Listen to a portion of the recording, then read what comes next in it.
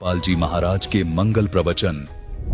अब क्या कहते हैं, जय तुझे राजपाट भी चाहिए, हमरा धर ले ध्यान। कहते विभीषण का भाग बडेरा, दासातन आया तिसनेड़ा। दासातन आया विश्वे बीसा, जाको लंक दई बख्शीसा। ऐसा दासातन है भाई, लंक बकस्ते वार न लाई। आदिनी के पास है ये पूर्ण ब्रह्म दयाल, मान बढ़ाई मारियो बेअदबी सरकाल। कहते विभीषण का भाग बडेरा, बड़भागी था वो जिसमें दासातन आधिनी आई। और ऐसा दासातन है भाई, ये आधिनी ऐसी वस्तु है, लंक बकस्ते वार नहीं लाई। सोचा भी नहीं तो रामचंद्र जी खुद भी तो अपना आदमी बिठा सकते थे लंका में, लेकिन मालिक की दया थी, एकदम सेकंड भी नहीं लगाए विभीषण को बैठा दिया। सर्कमस्टांस परमात्मा ने बनाए।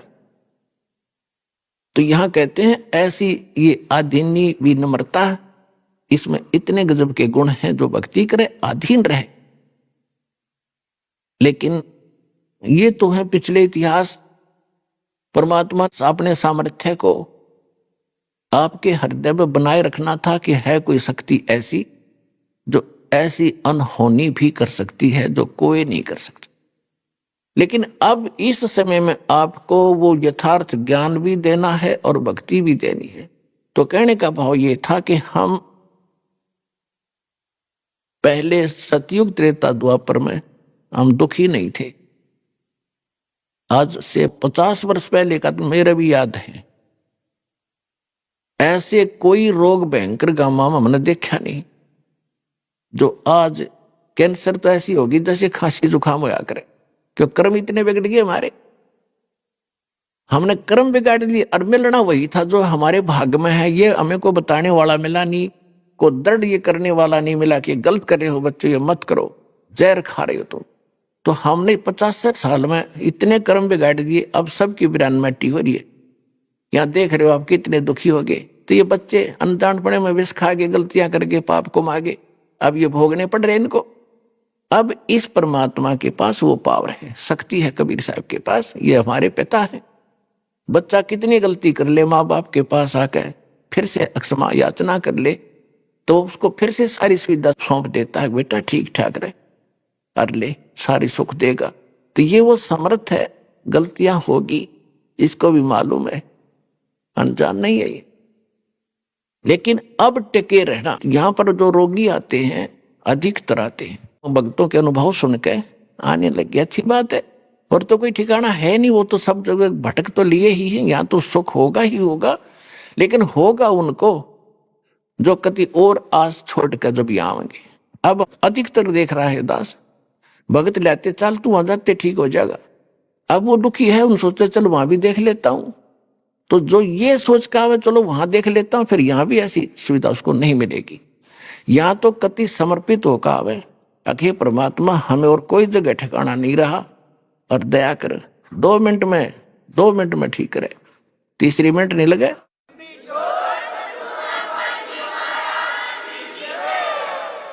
आधे से अधिक लोग ये आते हैं, देख लेते हैं ठीक हो गए तो ठीक है ना, अपनी वो पूजा तो हम करते ही रहेंगे, फिर ऐसा बालक ना है यो भगवान, ये तो सब के सब सर्वज्ञ है, आपके अंतःकरण की भी जानता है।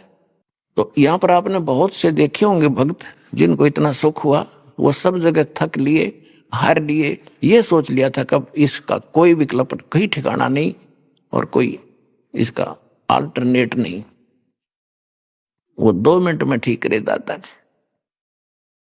तो दास आपको बार बार ये समझाना चाहता है कि इस जाल को समझो और इस कबीर भगवान दयाल को समझो। ये कौन है, ये क्यों भटक रहे हैं आपके पीछे पीछे। अब जो प्रसंग चल रहा था हम उसी पर आते हैं कि एक यज्ञ है धर्म की, और दूसरी यज्ञ है ध्यान, और तीसरी यज्ञ हवन की, चौथी यज्ञ प्रणाम, और 5वीं यज्ञ यहाँ ज्ञान की है। तो ये 5 यज्ञ आपसे यहाँ कराई जाती है। आप धर्म देख रहे हो, ये कहने की आवश्यकता नहीं, सबकी आत्मा मानती है इस बात को कि यहां जो सुविधाएं है शायद विश्व में नहीं होगी।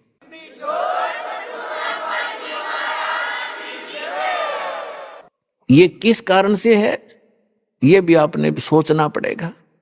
यहां आपके पिता का घर है, यू पूरे विश्व के प्राणियों का पिता कबीर साहब है, और उस कबीर परमात्मा का घर है। वो अपने बच्चों को इतना सुख देता ही देता है।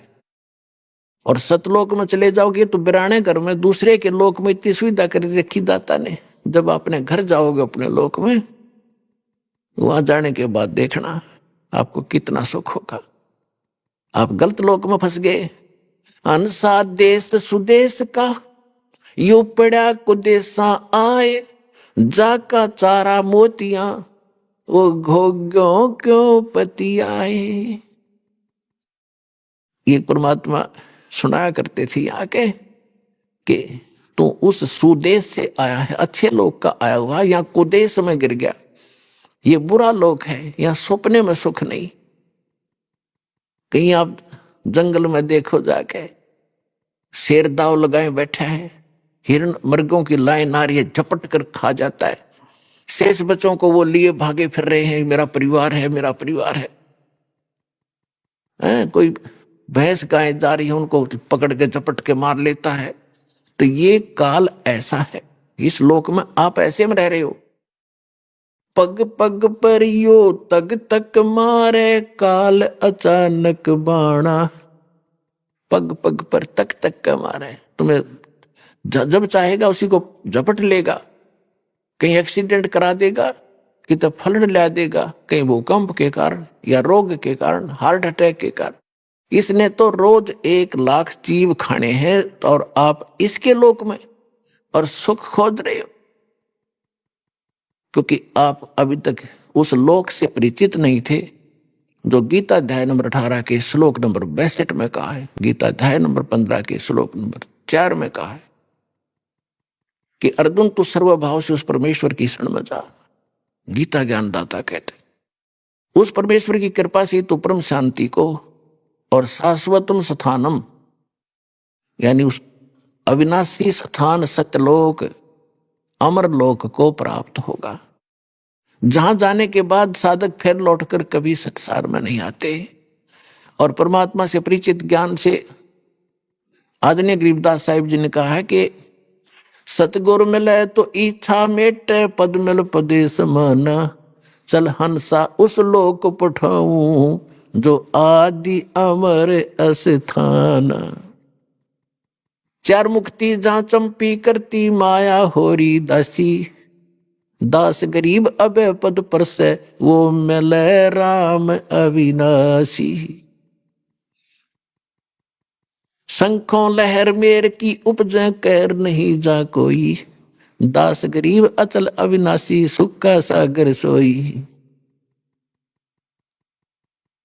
अब यहां तो स्वर्ग से ले गए तो वापस गरीबदास जी ने कहा है कि आगे गए ना बावड़े, ये रहते भी सब जाही, बिन साहिब की बंदगी कहीं ठोर ठिकाना नहीं।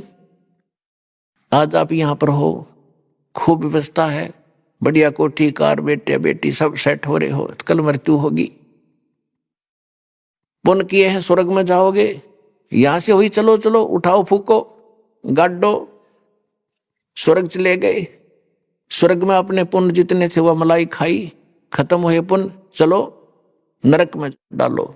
जब नरक का समय पूरा हुआ, चलो गधा बनो। गधे का समय पूरा हुआ, मृत्यु हुई, चलो कुत्ता बनो। कुत्ते की समय पूरा हुआ, चलो फिर सुअर बनो। और फिर कभी मनुष्य बने तो फिर मनुष्य बनो, फिर मरे फिर चलो। या चलो चलो तो भाई सतलोक आश्रम तो मिटेगी। या जितने जल्दी आ जाओगे उतना जल्दी कल्याण होगा।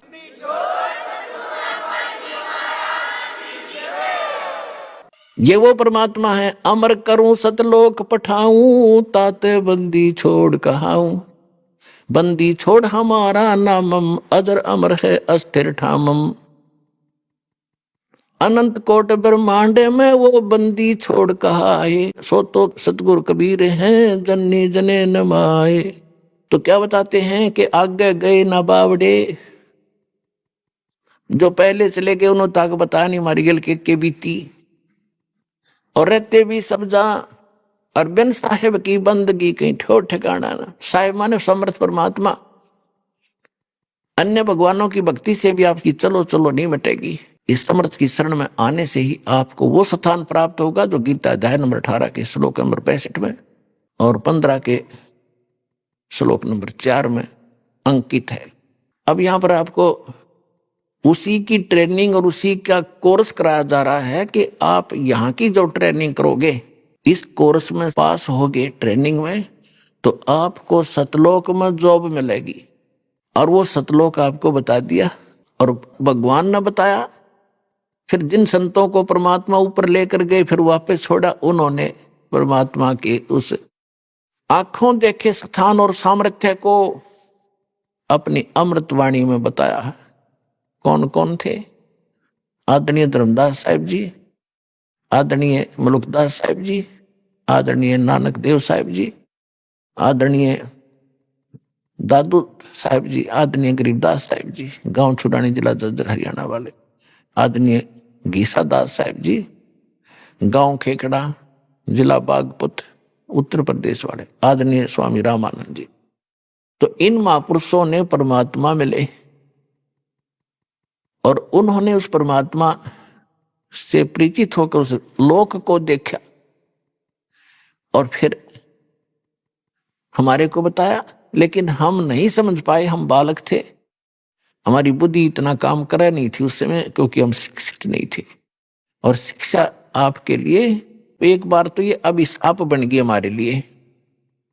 ये दास देख रहा है, क्योंकि दास को मालिक ने ऐसे समय में जन्म दिया कि हमने पिछला जमाना भी देखा जिसमें कितनी शांति होती थी, गांव में कितनी शांति थी, कितने प्यार से रहते थे, एक दूसरे की इज्जत कैसी होती थी।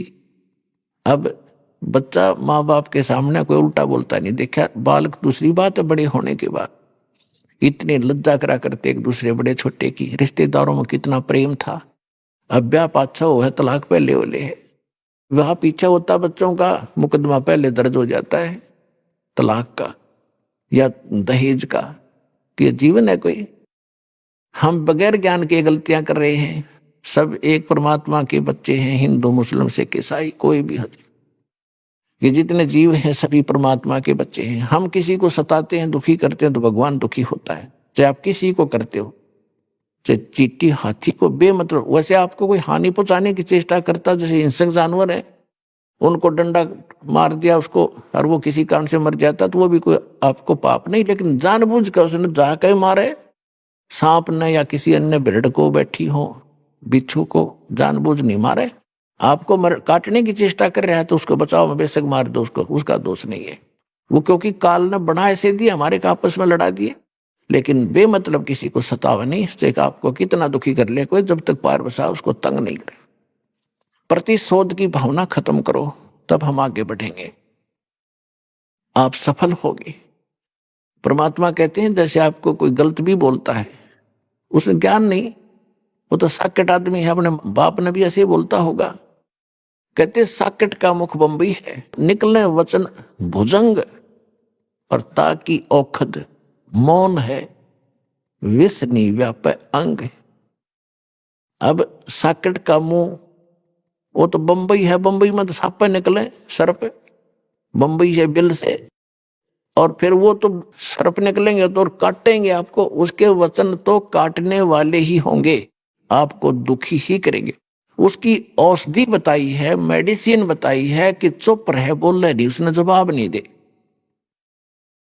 ताकि औखद मौन है, फिर उसका जहर आपका असर नहीं करेगा। कबीर साहब कहते हैं कि साकट और सवान को उल्ट जवाब नहीं दे। अब कुत्ता भौंक रहा है, आप उसने धमकाओगे मर दूना भौंकेगा, कहते ना बोल रहे नहीं, भौंक भाग का आप टिक जाएगा।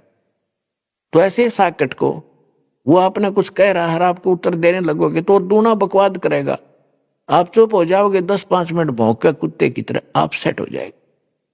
तो फार्मूले बताए हैं परमात्मा ने, आप इसको अप्लाई करना। कबीर जो तो को काटा बोए ताको बो तू फूल, तो हे फूल के फूल है वा को है त्रिशूल। अब तो आपको कोई हानि करता है तो आप उसका प्रतिशोध लेने के लिए हानि ही मत करना, उससे बचे रहना, लेकिन उसको हानि मत देना। और फिर भी भगवान के बच्चे समझकर जहां भी आपके सत्र का कोई काम उसके प्रति आवे तो उसको लाभ ही देना। तो फिर देखना भगवान कैसे करेगा कि आपको तो भले का फल भला होगा और उसके बुरे का फल उसको 3 गुना ज्यादा मिलेगा। इतना हमारे अंदर धैर्य नहीं रहा, क्योंकि हमें ज्ञान नहीं। हम तो सोचा बस ही नाश हो इसका जो इतने बुरे कर रहा है। ऐसे व्यक्ति का भी नाश ना होगा जो बुरे करे तो और किसका होगा। लेकिन परमात्मा का विधान है कि जब तक उसके पूर्व जन्म के पुण्य चल रहे हैं, वो कितने खोटे खोदो, कितने जुल्म करो, वह उसकी माल गाड़ी भरने लग रही है पापों की, और पुण्य नाश होने लग रहे हैं। जब वो पुण्यों वाली बोरी खत्म होगी, थैला उसका, वो इन्वर्टर चार्ज पहले का था वो खत्म होगा, फिर एकदम सुविधा बंद होंगी और उसकी वो दुर्गति शुरू होगी। दुनिया देखा करे। यदि ऐसा नहीं है तो भगवान ही नहीं है। भगवान है तभी तो हम उसके पीछे लगे, और भगवान है तो उसके प्रत्येक वचन का पालन करके इस भक्ति रूपी सफर पर आप बढ़ोगे तो निर्बाध आगे चलते रहोगे। नहीं तो आप उलटम लट्ठा होकर वहीं फिर खड़े रहेंगे। आप तो परमात्मा कहते आवत गाड़ी एक है, उल्टों होवे अनेक, कह कबीर ना उलटियो वा रहे एक की एक। गाली ही से उपजे कलह कष्ट और मीच, हार चले सो साधु है, लाग मरे सो नीच। कहते हैं एक बार आपको कोई गाली देता है, आप शांत रहना, देन दे, मायूस सा होकर खड़ा हो जा, उसके साथ बहस नहीं करे, भगवान पर ध्यान लावे, सुमन करने लग जा। आवत गाली एक है और आपने उसको दूसरी उल्टी गाली दे दी तो 10 और देगा, क्योंकि वो तो शंकर का आ रहा है, काल ने भेज रखा है, तैयारी करके भेज रखा है तो उसका नाश कराने के लिए। भगत से टकरावे कोई आदमी, उसका तो नाश निकट है। प्रहलाद से टकराया था उसका बाप, और भी बहुत से कारण ऐसे हैं, तो उनका तो नाश होया करे जो भक्ता गेल टकरावर। तो आपने तो पता ही है इसके उल्टे लाग लिए जो बेमतलब खस्सा हमारे से आकर के, कोई बात नहीं, कोई चीत नहीं, वैसे गाली दे आपको आकर। तो कहते हैं आवत गाली एक है और उल्टोगे तो हो जाएंगे अनेक, और कह कबीर ना उल्टियो, गाली मत दियो उससे, वह रह जाए एक की एक, वही टिक जाएगा फिर वो। फिर कहते गाली ही से उपजे कलह कष्ट और मीच, मीच माने मृत्यु तक हो जाते हैं। इस गाली से ही थपड़म थपड़ा मुक्का मुक्का गालम गाला, पहले उसने गाली दी, फिर उसने दी, फिर उसने दी, फिर वो जा रहा है सिंगर का लठ मारेगा, फिर आप मारोगे, आप भी मर सकते हो, वो भी मर सकता है। तो गाली ही से उपजे और कलह कष्ट और मीच मौत तक हो जाती है। और कहते हार चले सो साधु है, हार के चल पड़े वो तो संत है, और लाग मरे सो नीच, उससे गेल गुट्टुम गुट्टा होकर मरे या मार दे वो तो नीच है। तो पुण्यात्मा हमने कुछ सीखना पड़ेगा मालिक के इन वचनों से, और हम सफल होंगे, तभी सफल होंगे। आप देख रहे हो इस दास के साथ 1994 से लेकर आज तक जब से ये मार्ग शुरू किया है, 2-3 वर्ष तो कम लोगों को पता लगा, फिर तो मस्तारना शुरू कर दिया। इन नकली संतों ने अपने शिष्यों को भुका भकू के ऐसा जुल्म करा, लेकिन हम शांत रहे, मालिक के वचनों पर डटे रहे और अपना उद्देश्य नहीं छोड़ा। आज हम सफल हुए, वो सारे फेल हो गए, और एक दिन ऐसा ही आपके साथ होगा।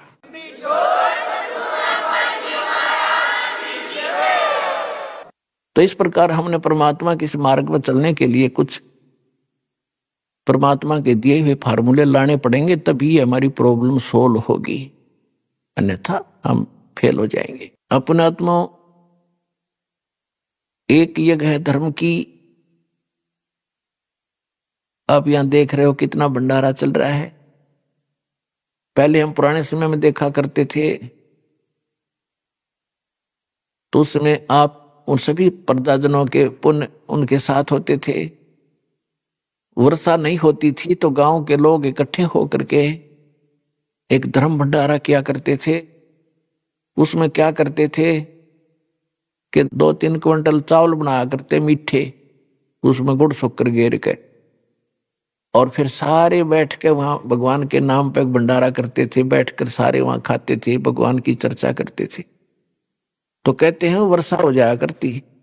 उस एक छोटे से भंडारे से 1 क्विंटल 2 क्विंटल चावल बना के आप पे खानते वर्षा कर दिया करता भगवान, क्योंकि उनके पुण्य ठीक थे। आज यहां देख रहे हो आप कैसे धर्म हो रहा है, कितने क्विंटल चावल यहां पर बनाए जा रहे हैं, और बाकी अन्न धर्म भगवान के दरबार में क्या हो रहा है। तो कहने का भाव ये है कि अब ये जो पुण्य हो रहा है, ये के घाट घालेगा, ये के कसर छोड़ेगा आपके लिए। जो इतना गजबकार विधिवत हो रहा है, शास्त्र अनुकूल हो रहा है, तो ये पुण्य आपके पापों को साथ नाश करेगा। और वो केवल हम जैसे कोई इच्छा करके दान धर्म करते हैं तो उस किए हुए दान का हमने फल यही खत्म कर लिया। कहते बिन इच्छा जो देत है सोए दान कहावे, फल बाँचे नहीं तास का फिर अमरापुर जावे। जैसे आप पुण्यात्माओं, आप यहाँ आते हो, जो दुखी होते हैं वो भक्त सच्चे दिल से जो हमसे जुड़ते हैं, तो उनको परमात्मा आशीर्वाद से लाभ देता है, स्टार्ट करता है उनका, कि ताकि इनकी दृढ़ आस्था बने मेरे में, और काल तक बच के ये मेरे शरण में रहें, ताकि इनको सुख दूं। तो यहाँ आने वाले का अपना कोई पुण्य नहीं होता। पुण्य होता तो दुखी ना होता। जब उसकी बैटरी चार्ज होती तो एक आधा पंखा चल रहा होता या बल्ब जल रहा होता, सारे फेल हो लिए, तब तो यहाँ आयो। सब जगह घूम फिर लिए, वहां भी कोई राहत नहीं मिली, तब यहाँ आयो। तो यहाँ परमात्मा अपने कृपा से आपको अपने कोटे से लाभ देता उनको जो सच्चे दिल से है। और जो नुआए हैं, देख लूंगा यू मुझे ले आया फलाना, उनको यहाँ कोई लाभ नहीं होगा। तो उनको लाभ अपने कोटे से देता है भगवान, फिर वो ठीक होते हैं, फिर उनकी आस्था बढ़ती है, फिर उनसे मंत्र कराए जाते हैं, भाई जाप करो, प्रणाम करो, सत्संग सुनो। तो ये साथ की साथ चार्जिंग शुरू होगी आपकी, और सब प्रकार के चार्जर लगा दिए जाते हैं। सारे ट्रीटमेंट, जैसे ज्यादा रोगी होता है डॉक्टर ग्लूकोज भी ला दे, ग्लूकोज में ताकत के इंजेक्शन भी ला दे, और वैसे रोग काटने के भी इंजेक्शन लगाता, तभी तो बचा पाता उसको।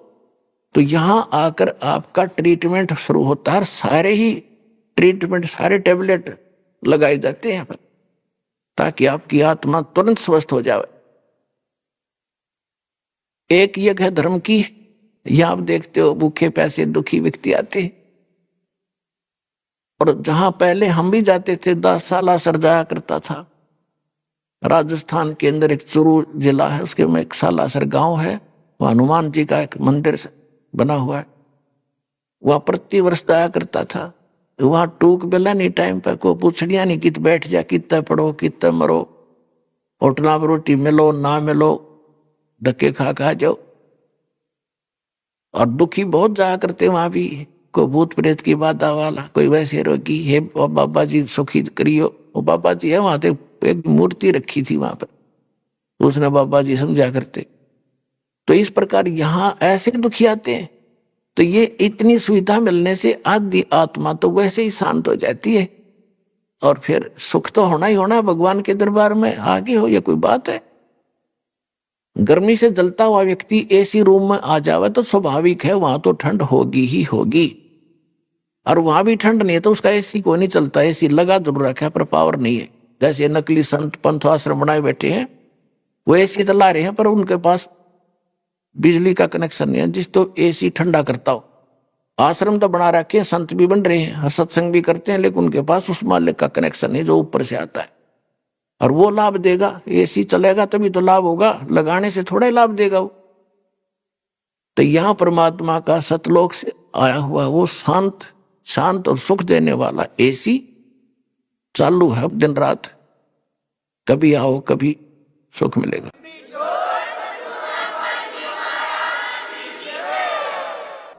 एक यज्ञ है धर्म की, और दूसरी यज्ञ है ध्यान। जब आपको यहां बुलाया जाता है, देखो पुण्यात्माओं, बच्चा स्कूल जाता है और अध्यापक यदि वो 1 दिन 2 दिन लगातार नहीं आता है तो अध्यापक उनके माता पिता को संदेश भेजता है, या तो अपने बच्चे को भेज देना, ये फेल हो जाएगा, मेरी जिम्मेवारी नहीं है। और हम एक रोजी रोटी के लिए अपने बच्चों को 18-20 वर्ष तक फ्री छोड़ देते हैं बेटा, और धन भी लगाते हैं, तब वो केवल एक रोजी रोटी ही तक का जुगाड़ कर पावा तो कर पावा, ना भी हो। या सभी जो शिक्षा ग्रहण कर रहे हैं सारे नौकर नहीं लग सकते, और सभी एक जैसा उद्देश्य लेकर पढ़ रहे हैं, और उनको मिलना उनकी किस्मत ही मिलनी है। और परमात्मा के लिए हम जितना भी समय और धन व्यय करेंगे आपका व्यर्थ नहीं जाएगा। कबीर कमाई आपनी कदे न निष्फल जाए, 7 समुद्र आडे पड़ो वो मिले अगाऊ आए। धर्म तो धसके नहीं है, धसके तीनों लोक, खैरायत में खैर है कीजे आत्मपोख। धर्म का नाश नहीं होगा, चाहे तीनों लोकों का नाश हो जाएगा।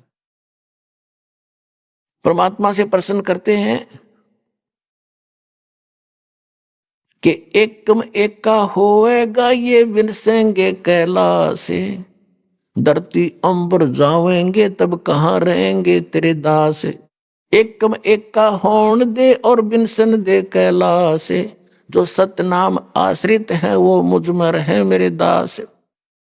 जो मेरी भक्ति करते हैं, मेरे पर आश्रित हो गए हैं, वो मेरे पास रहेंगे। उनको ऐसे रखूंगा जैसे प्रहलाद को अग्नि में बचाया। अग्नि का क्या गुण है? फूकना, जला देना। प्रहलाद नहीं जला, तो ऐसे मेरे भक्तों को रखूंगा। ये तो नाश तो होएगा, लेकिन मेरे भक्तों का नाश नहीं हो सकता। हमारा भक्त पिछोड़ी होई तुम्हारा नाम ना लेवे कोई, फिर भगवान का नाम और निशान खत्म हो जाएगा।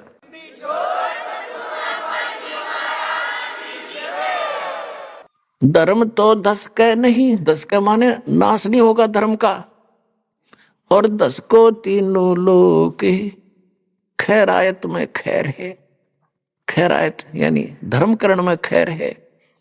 और कीजे आत्मपोख, यह सबसे बड़ा पुण्य है। भक्त आते हैं भगवान के लिए, या केवल खाने के लिए नहीं आते। ये तो खाना अपना साथ भी बांध के ले जाया करते, हमने खूब देखा, जाते थे हम, और वहीं और कहीं भी खा लेते, लेकिन भगवान मिल जाता। यहाँ खाने के लिए नहीं आते, ये भगवान के लिए आए। और जो परमात्मा के लिए आते उनकी व्यवस्था कर दी जाए, अपने पल्ले से धन ला के, तो कितना पुण्य होगा उन आत्माओं को। आप देख रहे हो यहाँ पर कैसे उसका सदुपयोग हो रहा है। दास अपने घर से 2-4 कुर्ते पजामे लेकर आया था, और भगत आप पे दे दे एक आधा कुर्ता पजामा पैंट की को वो डाल लेता हूं, और बाकी टोटली पैसा परमात्मा का, परमात्मा के बच्चों पे प्रयोग हो रहा है। आप यहां देख रहे हो 5-5 क्विंटल घी का तो हलवा बनता है, सारा देसी घी लगाया जाता है, और कोई दूसरा ये वनस्पति घी का हम यहाँ प्रयोग नहीं करते, क्योंकि उसमें बहुत ज्यादा मिलावट बनी हुई होती है। और मैं अपने मुख से कोई यहाँ की व्यवस्था की प्रशंसा नहीं करूंगा, क्योंकि आपसे कोई छुपा नहीं है। और दूसरी बात यह है कि हम यहाँ हवन करते हैं अपने आत्मा, जैसे आप पहले तो अपने कोटे से भगवान आपको सुख देगा। कुछ दिन आपको कहेंगे बेटा भक्ति कर, भजन कर, डट के विश्वास रख। यदि आप भजन करते हो विश्वास करके, तो आपको उसी दिन वो 4 दिन शुरू कर देगा काम, आपको बहुत से लाभ शुरू हो जाएंगे। और फिर भी 1-2 महीना आप ये सुमन कर रहे हो, फिर भी लाभ नहीं हो रहा, पता होता है दास को कि ये भक्ति ढंग से नहीं कर पा रहा। फिर उसको कहा जाता है बेटा एक ज्योति करा। ज्योति यानी हवन यज्ञ। धर्म तो वो करते ही आप आते हो, धर्म यज्ञ में थोड़ा बहुत दान कर दिया, कुछ 10 रुपए 100 रुपए डालते ही हो, ताकि ये स्वाभाविक है आपका, वैसे भी आपका पहले से स्वभाव है धर्मकरण का। तो उससे क्या होता है कि उसका फल आपको तुरंत मिल जाता है। फिर कई कहते हैं जी मैं ऐसे ऐसे एक पाठ कराऊंगा, मेरा लड़का हो जाता है, या मेरा फलाना काम हो जाए तो एक पाठ करा दूंगा, संकल्प कर लिया, और आपने वो काम भी हो गया, आपने पाठ करा दिया, तो वो बराबर हो गया। आपने जो पाठ कराया और वो जो किसी उद्देश्य से अपनी मनोकामना पूर्ति के लिए, तो वो काम भी हो गया और उसका फल भी बराबर हो गया। बिन इच्छा जो देत है सोए दान कहावे, फल बाँचे नहीं तास का फिर अमरापुर जावे। बगैर किसी मनोकामना पूर्ति के जो आप पाठ ज्योति या वैसे सेवा दान करते हो, कहते वो दान कहता है। उसमें दोनों फल मिलते हैं, आपकी मनोकामना पूर्ण भी होगी और आपके उसमें भक्ति के अंकों में भी इसकी कुछ ग्रेस मार्क साथ लगता है। जैसे बच्चे का ना प्रैक्टिकल के 10 नंबर और मिला करें, तो ये प्रैक्टिकल वाले नंबर आपके इसमें और मिलेंगे साथ में, और वो काम तो होगा ही होगा। बिन इच्छा जो देता है सो दान कहावे, फल चावे नहीं तास का फिर अमरापुर ले जावे। इस तरह हम सतलोक जाएंगे। फिर तीसरी यज्ञ है धर्म हवन की, चौथी यज्ञ प्रणाम। आप यहाँ प्रणाम करते हो, प्रणाम का अर्थ यूं नहीं है कि देखा देखी कर लिया फिर उठ लिए और फिर मन में वो बकवास नहीं। इस मन को और इस परमात्मा के ज्ञान से इसको नम्र करना है, इसका अहंकार तोड़ना है, इससे अभिमान टूटता है। दास को पता है एक छोटी सी पोस्ट थी जेई की और पता नहीं क्या समझा करता अपने आप ने, और जो पहली बार गुरुजी के दरबार में गया दूसरे प्रणाम करे थे, मैंने देखूं था कोई दिक्कत नहीं है, वो जान पहचान वाला, और फिर प्रणाम करी। इतना अभिमान था, अब बेइज्जती होगी।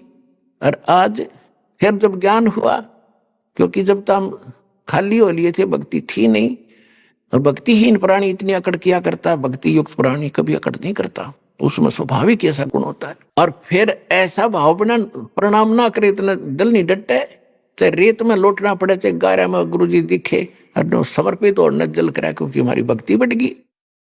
जैसे आप देखते हो सरसों बोते हैं, सरसों बोते हैं, उसका फली आती है प्रारंभ में, तो उसमें कोई दाने नहीं होते, यानी वो कीमती वस्तु नहीं उसके अंदर, इसलिए वो न्यू खड़ी है उसकी सारी फली। और जो जो वो दाने बढ़ते जाएंगे, परिपक्व होते जाएंगे, इतने झुक जाएगी न्यू, और धरती पर टिकने न छूने को हो जाएगी, क्योंकि अब उसमें कीमती वस्तु विद्यमान है, उसमें वो धन आ गया। तो इसी प्रकार जिस व्यक्ति में भक्ति बढ़ती चली जाएगी, वो सरसों की तरह उसमें भक्ति धन इतना जोर देगा कि वो धरती में टिका के रखेगा, टिकन न हो जाएगा। यानी प्रणाम तक करूँ और चाहे रेत में लौट जा दाता के लिए, इस माटी का के बनेगा, या कल फूक दी जाएगी, इसके ऊपर गधे लौटेंगे, कुत्ते लोट मारा करेंगे। क्या खा के इस मिट्टी का अभिमान करते हो हम? ये मन इतना बेहुदा हो गया। अब इस ज्ञान से इसमें नम्रता आवेगी, और नम्रता आवेगी तो भगवान निकट रहेगा आपके। अभिमान परमात्मा को कति पसंद नहीं, और हम उसको ज्यादा लिए फिर रहे थे, तो ये विष निकाला जाएगा अभिमान वाला। इस परिणाम से कहते जय गोपाल दंडवत करो, पैरों पड़ प्रणाम, पर दुआ करो जलपाक से, वो असली सलाम। जय गोपाल दंडवत कर, जैसे जय गोपाल बोला करते पहले हुए, उनको समझा रहे हैं भगवान। और दंडवत पैरा पड़ प्रणाम, लेकिन दुआ करो जलपाक से। जब प्रणाम करो हृदय से करो, देखा देखी करने का कोई लाभ नहीं। हृदय से करो, अपना परमात्मा का नियम मानकर करो। और प्रणाम करते हो, दंडवत किस लिए करते हैं कि माटी हो लिया दाता आपका दास, अब कोई ब्योंत नहीं रहा मेरा नाड़ उठान का। और बाहर जाते फिरने के बढ़ रहा, तू आ जा,